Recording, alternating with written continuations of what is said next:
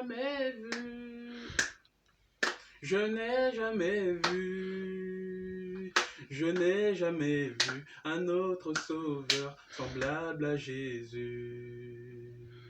Je n'ai jamais vu, je n'ai jamais vu, je n'ai jamais vu un autre sauveur semblable à Jésus. Je n'ai jamais vu, Je n'ai jamais vu, jamais vu, je n'ai jamais vu, non, je n'ai jamais vu, je n'ai jamais vu un autre sauveur semblable à Jésus. mais je n'ai jamais vu, Je n'ai jamais vu, je n'ai jamais vu, mais je n'ai jamais vu, je n'ai jamais vu un autre sauveur semblable à Jésus.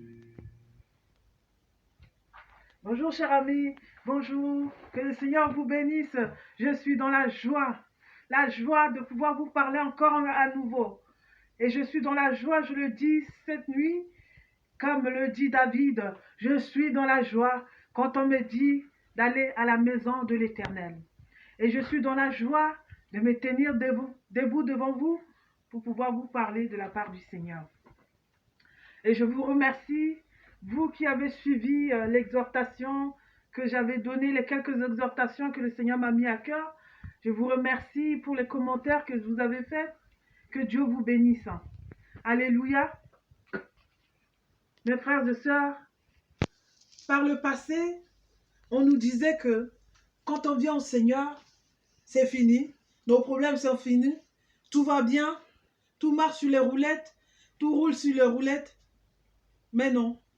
Cet évangile, si on voit bien la parole de Dieu, ce n'est pas ça.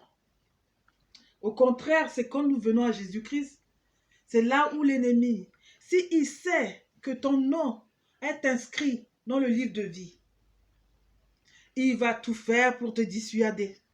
Il va tout faire pour te mettre les bâtons dans les roues. Il va tout faire pour te faire souffrir. Il va tout faire pour t'écarter sur la voie du Seigneur, sur ce que le Seigneur a prévu pour toi et surtout ta vie éternelle. Et vous et moi, nous savons que l'heure est grave. Vous et moi, nous savons qu'en ce moment, le monde entier, juste pour un virus, comme je l'ai dit dans le précédent vidéo, j'ai dit que juste pour un virus, le monde entier est en arrêt. L'ennemi, il a 1001 manières de nous attaquer. Il va t'arracher ce que tu aimes. Ce que tu aimes beaucoup, il va t'arracher ça. Il y en a qui ont perdu des enfants dans le virus de Corona emporté. Et ces frères et sœurs qui ont perdu des enfants, ils sont déchirés dans leur cœur. Mais ce n'est pas fini, mes frères. C'est ce que je disais dans l'ancienne prédication. Vous devez vous lever. Vous devez garder la foi en Jésus-Christ. Vous devez garder la foi en votre Seigneur et Sauveur Jésus-Christ. La vie chrétienne n'est pas chose facile. La vie chrétienne, nous devons passer par le feu pour aller au ciel. Et j'aimerais qu'on puisse appuyer ça avec la parole de Dieu. Nous allons lire la parole de Dieu dans Jacques. Jacques chapitre 1. À partir du verset 2. Jacques chapitre 1 à partir du verset 2. Mes frères, regardez comme un sujet de joie complète les diverses épreuves auxquelles vous pouvez être exposés, sachant que l'épreuve de votre foi produit la patience. Mais il faut que la patience accomplisse parfaitement son œuvre, afin que vous soyez parfaits et accomplis sans faillir en rien. Ça, ce n'est pas Maman Rachel qui dit cela. C'est la Bible qui dit, « Mes frères, regardez comme un sujet de joie parfaite les diverses épreuves auxquelles vous pouvez être confrontés, sachant que l'épreuve de ta foi, toi qui m'écoutes, l'épreuve de ta foi produit la persévérance. L'épreuve de ma foi produit la persévérance. L'épreuve d'avoir perdu ton enfant produit la persévérance.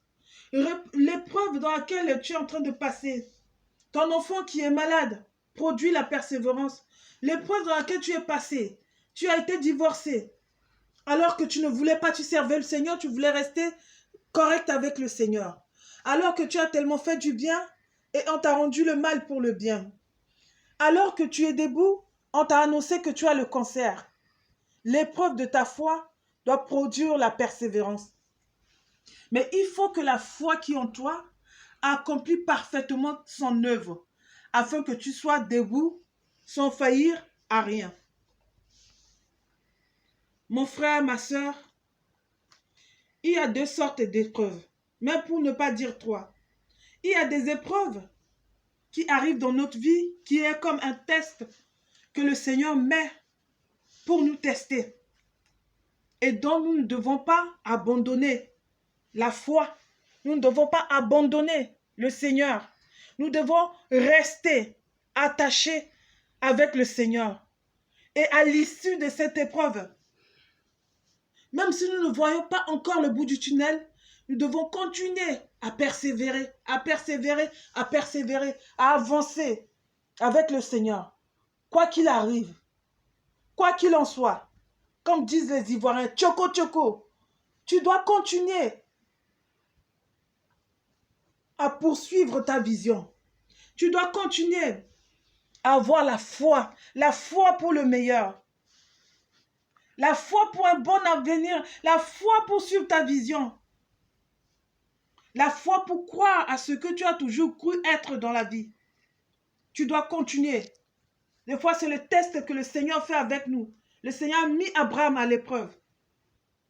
Le Seigneur a mis Abraham à l'épreuve. Il l'a testé. Avec Isaac, la chose qui est la plus importante pour lui. Et il a passé haut les mains. Il n'a pas raté. Il a accepté, sachant que Dieu est avec lui et que le Seigneur ne va pas l'abandonner. Une autre sorte d'épreuve, c'est l'ennemi. Voyons ton étoile. Voyons ce que le Seigneur veut faire dans ta vie. Et il y a des entités qui vont parler, qui vont réclamer. Il y a des réclamations qui sont. Il y a des entités, à l'exemple de Daniel, dans la Bible. Il avait demandé à Dieu. Dès le premier jour où Daniel avait demandé, le Seigneur l'avait exaucé. Mais les puissances de ténèbres ont arrêté la réponse à la prière de Daniel. Et il aurait fallu que celui-ci persévère dans la prière pour que le Seigneur lui révèle que j'ai envoyé le messager, mais ils l'ont bloqué. Mais c'est à force que Daniel persévère dans la prière, Daniel a fini par remporter la victoire, la réponse à cette vision que Daniel avait eue. Donc, mon frère, ma soeur, c'est pour ça que j'ai dit, n'abandonne pas. Et une sorte d'épreuve que nous avons, c'est par rapport à nous-mêmes. Des choses que nous avons laissé l'ennemi mettre dans notre vie. Nous avons donné la porte de nos vies à l'ennemi. Et il est rentré et il a saccagé notre vie. Mais ce n'est pas grave. Tant que tu as Yahweh avec toi, et comme je dis toujours, tu as le boss avec toi, et tu as fait le bon choix. Et j'ouvre une parenthèse pour demander, mais est-ce que tu as donné ta vie à Jésus-Christ? Malgré tout ce qui est en train de t'arriver, malgré toutes ces épreuves, malgré que tu viens de perdre ton enfant dans ce virus corona, malgré que tu viens de perdre ton frère, malgré que tu viens de perdre ta soeur, malgré que ton cœur est en train de saigner. Mais je voulais te poser cette question.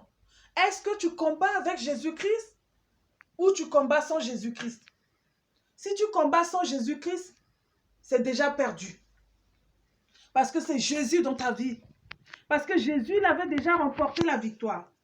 Et nous, les chrétiens, nous ne combattons pas pour remporter la victoire. Mais nous combattons dans la victoire. Parce que Jésus-Christ, il a déjà remporté la victoire à la croix de Golgotha. C'est ce que je voulais te dire. Je voulais te dire que dès lors que tu as choisi de dire oui à Jésus-Christ, dès lors que tu as choisi de dire non à Satan et ses œuvres, c'est pas là que tu as soulevé sur ta tête, excusez-moi le terme. C'est-à-dire que tu as engagé, l'ennemi a vu, il ne veut pas que tu puisses aller au ciel. Combien de personnes sont parties avec ce virus? Combien sont partis en enfer? Ceux qui comptaient sur leur richesse, ceux qui comptaient sur leur intelligence, ceux qui n'avaient pas le temps pour le Seigneur et qui sont partis. Où ils vont aller? Et où iras-tu? J'ouvre la parenthèse pour te dire, accepte Jésus-Christ comme ton Seigneur et Sauveur. Le message de prospérité, c'est bien la prospérité. Mais c'est terrestre. C'est bien la prospérité, mais c'est terrestre. Ça va rester ici. Tu as l'argent, tu te tapes la poitrine. Tu as une belle voiture, tu te tapes la poitrine. J'ai ci, j'ai ça, j'ai ci, j'ai ça. Mais la Bible déclare dans Hébreux, chapitre 9, verset 27, je répète, Hébreux, chapitre 9, verset 27, la Bible déclare qu'il est réservé aux hommes de mourir qu'une seule fois. Une fois. Après quoi vient le jugement. Ça veut dire que dès que ta respiration, le Seigneur retire la respiration, c'est fini. C'est le jugement. Est-ce que tu penses à cela? Est-ce que tu penses à cela ou tu continues toujours à regarder à ta beauté que je suis belle? Oui, nous sommes de belles créatures de l'Éternel. Mais il n'y a pas de beauté qui tienne devant le jugement de l'Éternel. Est-ce que ton nom est inscrit dans le livre de vie? Est-ce que ton nom est écrit dans le livre de souvenirs? C'est quand tu acceptes Jésus-Christ comme ton sauveur, mais pas seulement ton sauveur, comme ton Seigneur aussi. Ce qui revient à dire que nous marchions selon ce que la Bible dit, que nous faisons des sacrifices selon ce que la Bible dit. Est-ce que tu es comme monsieur, madame, tout le monde? Ou